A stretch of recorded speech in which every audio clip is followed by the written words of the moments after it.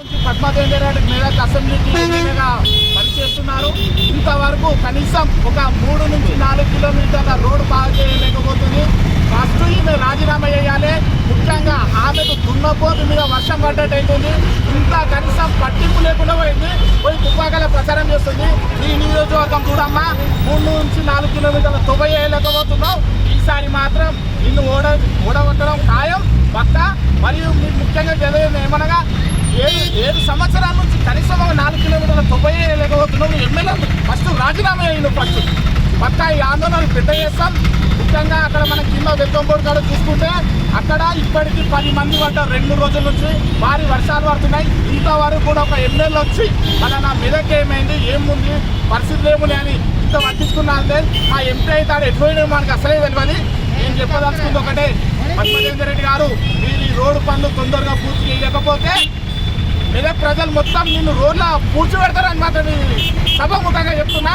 ఇది అందరూ తెలుసుకోవాల్సిందే. పద్మదేవి రెడ్డి హెచ్చరికనే, ఇది మీకైతే హెచ్చరికనే. ఎందుకంటే ఒక కనీసం మెయిన్ రోడ్ చేయని పరిస్థితి నీది ఉండేది.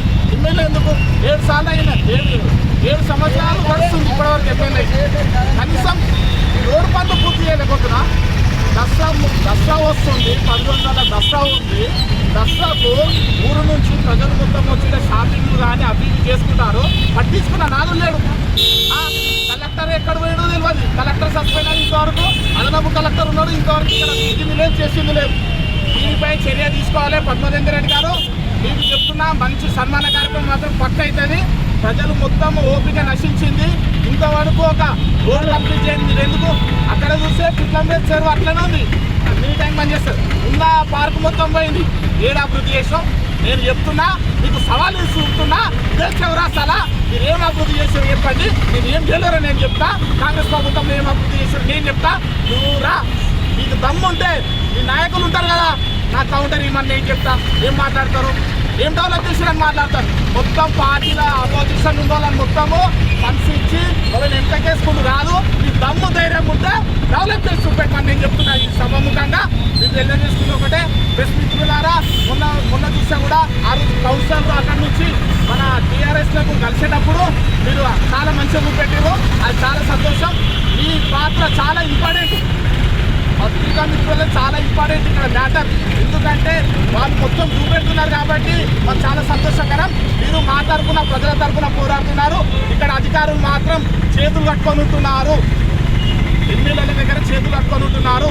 భూ కబ్జాలు కాదు, ఫస్ట్ మెదక్ అభివృద్ధిపై దృష్టి పెట్టండి. దుబ్బాకలో పోయి ప్రచారం చేస్తుంది, నేను మెదక్ అభివృద్ధి చేసినా మీరు ఓట్లే అదే ఇరని. నువ్వు ఎడేసిన అభివృద్ధి నేను అడుగుతున్నా. పద్మదేవి రెడ్డి నువ్వు రేపు కానీ ఎల్లుండి కానీ రా. పద్మదేవి రెడ్డి చౌరస్తా రా, నేను చౌరస్తా మీదకి వస్తా. మళ్ళీ ఇంకా చెంచగాలు ఉంటారు, కింద చెంచగాలు ఉంటారు. ఆ చెంచగాలు చేయమని చెప్తారంటే చెంచగాలు ఎంత చెంచంటారు. ఏం అభివృద్ధి చేసిరంటే, అరే చెంచగాలు మీకు చెప్తున్నా సూటి ప్రశ్నగా, మీకు దమ్ము ధైర్యం ఉంటే రెడీ చౌరస్తాకి రండి. కాంగ్రెస్ పార్టీ యూత్ కాంగ్రెస్ తరఫున మేమందరం చౌరస్తాకి వస్తాం. ఏం డెవలప్ చేసిన అడుగుంది ఏం చెప్తాం. మీరు ఎప్పుడైనా నేను సభాముఖంగా తెలియజేసిన మిత్రులారా, మీరైనా పార్టీ మిత్రులారా, మీరు ప్రజల తరఫున ఉండి ప్రజలకు సహకరించాలని మేము కోరుకుంటున్నాము.